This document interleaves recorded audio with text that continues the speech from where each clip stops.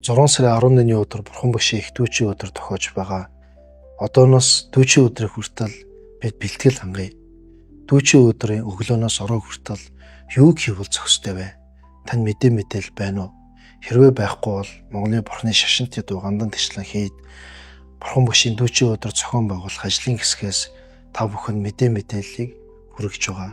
Түүнээс тэр өдөр өглөөнөөс орой хүртэл би юу хийвэл хувь хүн өөрт гэр бүл, ах トゥ хамт олон цаашлаад нийгэм, нийтийн сайн сайхан тустай байх вэ гэдгийг бид одооноос ирмэлзье.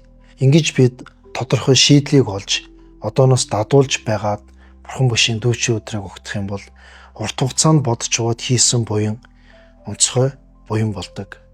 Түүнээс гадна тэр өдөр маань их дүүчийн өдөр шүү дээ. Тийм учраас бусад өдрийг бодох юм бол таныг хичээл зүтгэл илүү үр дүнгээ гаргах юм өдөр. Амар амгалан хамтдаа түгээе.